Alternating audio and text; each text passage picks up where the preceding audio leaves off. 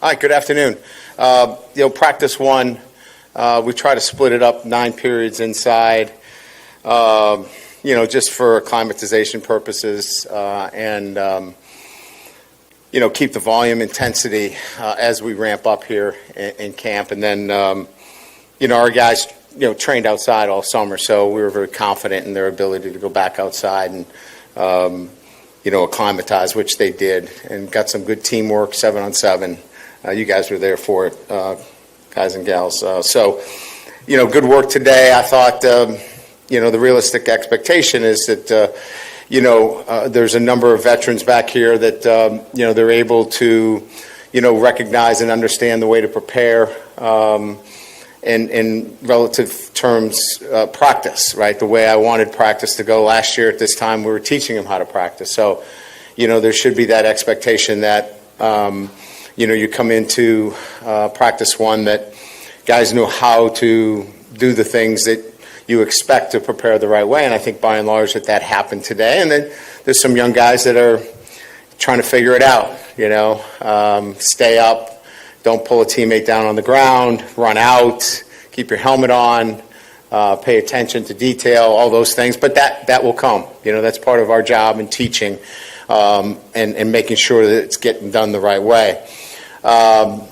Protocols, procedures, I know we listed those to you relative to practice. We're opening up, another additional practice to you. I think we're going to have 10 access points for you in practice. That should give you a lot of chances to evaluate and put the starting lineups together, both offense, defense. Make sure you email me once you guys put that together, so I'm in the loop. And then, we'll be transparent with injuries. We thought it was important, given the nature of what's going on today, out there relative to reporting and gaming, that we wanted to make sure that we were transparent with injuries, not putting any pressure on anybody here to guess who's in, who's out. So we came up with a protocol and procedure that's similar to what the NFL does relative to reporting injuries. So we'll do that twice during the week, so you have a good sense of who's in what state. And then, we get to Saturday, if somebody was doubtful, we'll give you available or unavailable. The only caveat would be if somebody gets sick, we'll give you a sickness update as well. So those are some of the, guide rails relative to what we're doing, this camp. Obviously, the recent news is the health concern of Coach Lindsey. He is obviously, I'll stand by the statement that we released, and we'll stick with that. But we had to make some changes for hopefully just the immediate here. And that is that John Jancic, who was our special teams and outside linebacker coach, will move to the defensive line position. And then Bob Diaco, who is a senior analyst for us, will take over special teams and the outside linebacker position. Both of these are trusted and valued coaches that have had opportunities to work with me at multiple stops along my career, so I know them well. And we'll do an outstanding job for us in the preparation of our players going through camp. So, our thoughts and prayers are with the Lindsey family. So, with that, we'll open it up to questions. Brian, here over here. Wilson there for the Advocate. Do you have a timeline? And Wilson, congratulations on the ESPN award. Well deserved. It just means that you're young, and we're all envious. Great work and congratulations. Thank you, Brian. Do you have any timeline or expected timeline about Jimmy, when he might be back with the team? Really don't. It's really in medical hands at this point, and we're trying to stay updated. We'll probably get another update sometime today. Coach, during the one-on-one drills on the indoor, looked like the receivers are really getting the better of the secondary. I guess just what do you see as far as that battle? Is that typical for one-on-one drills? Because there's no pass rush, and really, it's a really good takeoff question for us to really kind of when we observe these drills. We talk to the defensive backs about the deficit that they have in this particular drill, so they don't get frustrated. because there is no pass rush. There is no clock, right? They're playing man-to-man on a field that's 53 and a third by 120, right? They have the whole field, and the receiver can do whatever he wants out there. So it's so important that they understand that the drill is really about their technique. It's not about a winner or a loser in that drill. So it's so important that technique is at the front of their mindset when they go into that drill. So we're really looking at that more than anything else. And the first couple of drill reps, we had safeties that had their eyes on the quarterback. You certainly can't do that in a one-on-one drill. It becomes a man-to-man drill.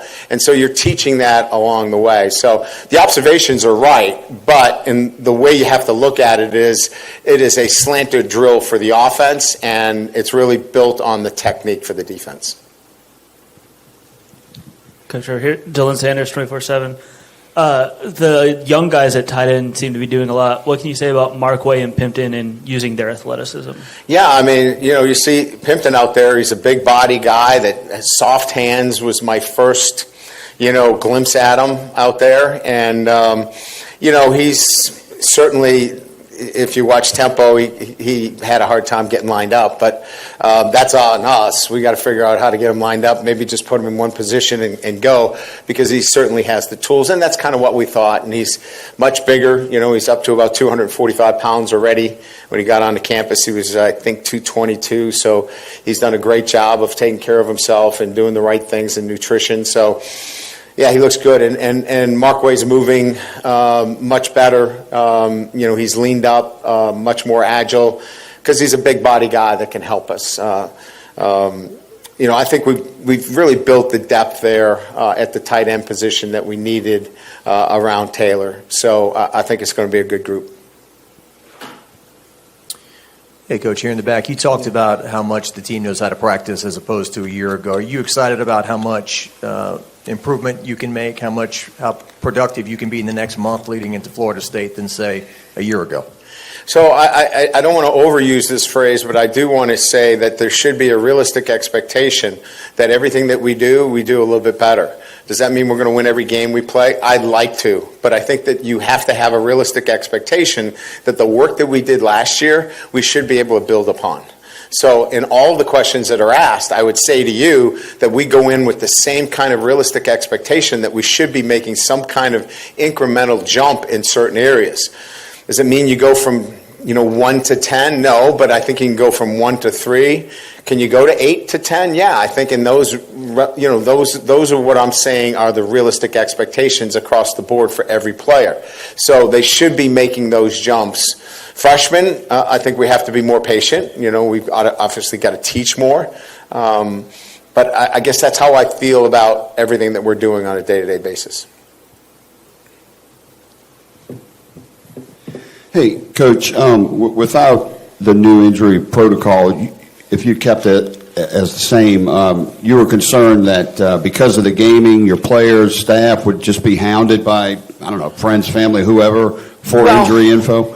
I wanted to be proactive and not reactive. I'm not saying that happened. I'm not saying that it would happen, but I think it's better to be proactive in those situations and take away even the temptation to even have that in this building and not be that next school that goes down that path, right? We talked about, clearly nobody should have a gaming app on their phone. There are geolocators on your phone for every one of those apps. And so getting those apps off your phone and making sure that there's no geolocators because they know where you are. And there should not be any of those on any of our players' phones or anybody that's in this building. So I think it's just much more about being proactive than reactive than anything else. How different is this than in the past, at other jobs you had? Because, you gave – a lot of coaches give doubtful, questionable a couple of times a week anyway. How different is this? I just think it's going to be consistent. I think there have been weeks where, I've tried to do that and then it got into, look, I've had a hard time figuring out the difference between a cruciate and, a posterior ligament. So, And half of the time, I think I've been wrong. So it just makes it easier. I think it's cleaner. I think it becomes more consistent. And I think then you have the expectation of knowing what you've got in front of you each and every week as you look at what player could be, probable, questionable, doubtful, out, moving throughout the entire week. And then everybody else does too. Yeah. Coach Mike Scarborough, TigerBait.com. Yeah, Mike. Aaron Anderson, now that he's out here and healthy, what do you see in him, and did he flash it all today? Yeah, I mean, we didn't do a lot with him. It was mostly, running him out of the slot receiver. I think there's going to be a lot more to see from him, as we continue to build the offense. I think you'll see him involved in touching the ball in other areas as well, from the backfield. I think you'll see him in the special teams game. So today was the first glimpse. Obviously, he's got speed, explosiveness. He's kind of what we thought he would be.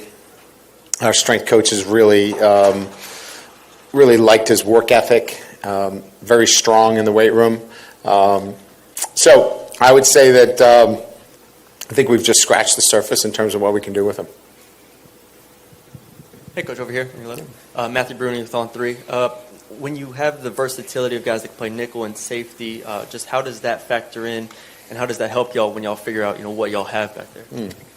Yeah, good question. I think the versatility allows us to play, our 3 safety look. That 3 safety look for us allows us to rotate, different guys down into the box depending on what their skill set is and still give us the kind of, coverage, from top down. That's not a luxury that a lot of teams have. And I think we didn't have that last year. But with, Sam's and certainly, Major Burns healthy and Brooks, it certainly gives us now a lot more versatility with 3 really good safeties, 3 SEC caliber players that give us great flexibility.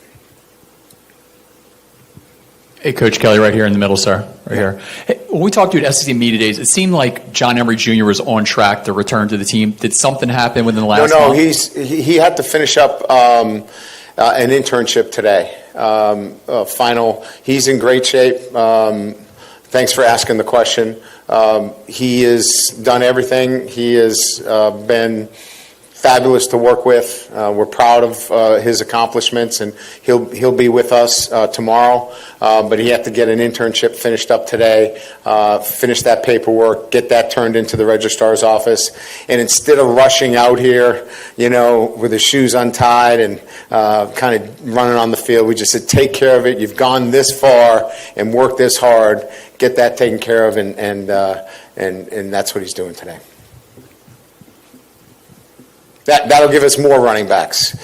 As you saw, we had to mirror drills today. We had double drills. We're gonna actually have to do that again tomorrow, and some of the other things to make sure that we get the appropriate work for everybody.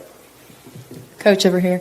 It seems like the competition at center is Charles Turner, Marlon Martinez. How have you seen them progress throughout this past offseason? I think Turner coming back from the injury, right, was something that we were keeping an eye on. I think he's made really good progress there. I think we've been, following that closely, quite frankly. Martinez, got a chance to play a little bit for us last year. We were pleased with his performance play.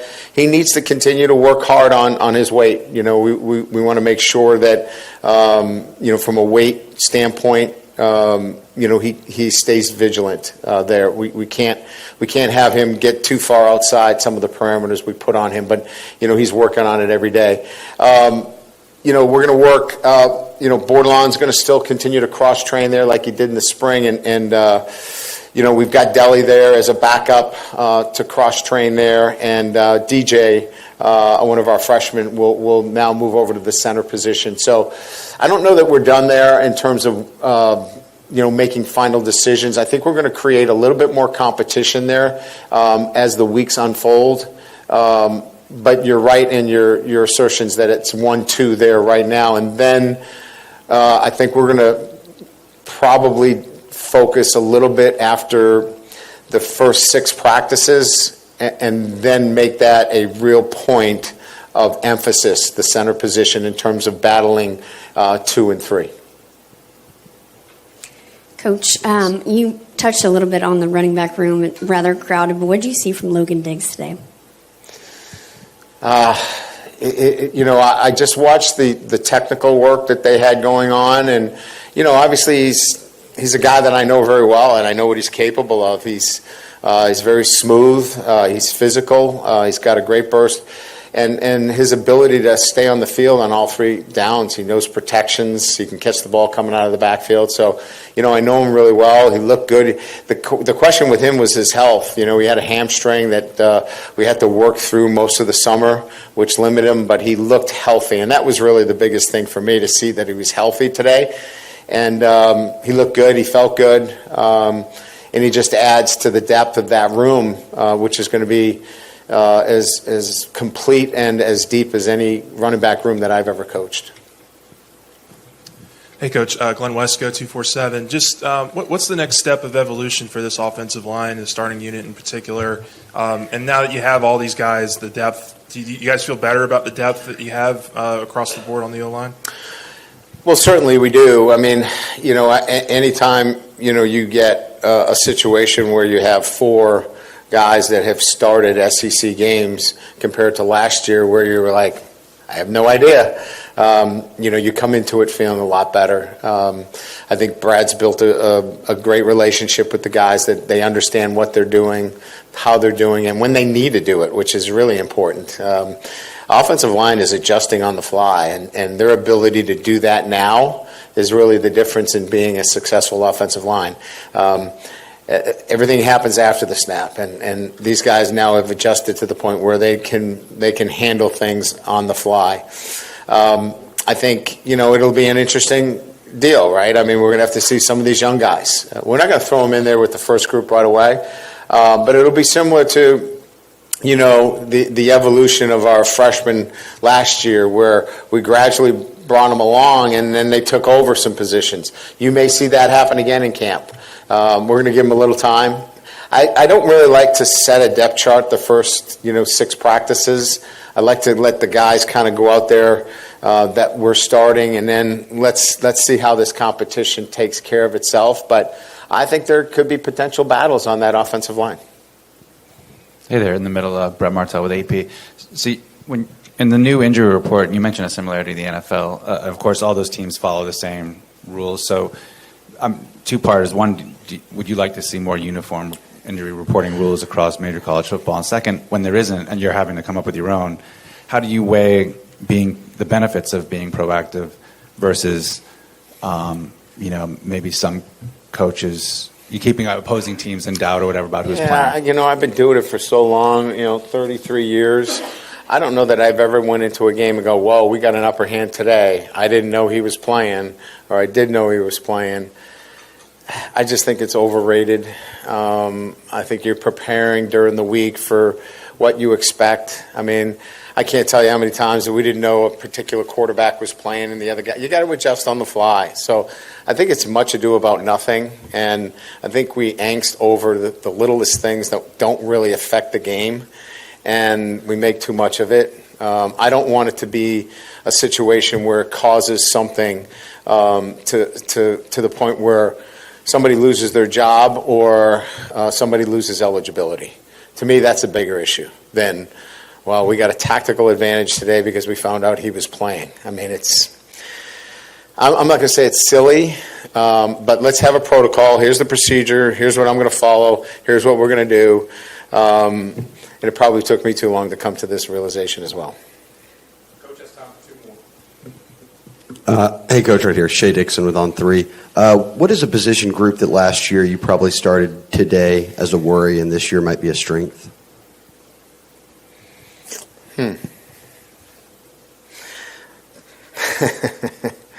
They were all a worry last year. Honestly, I didn't know, where.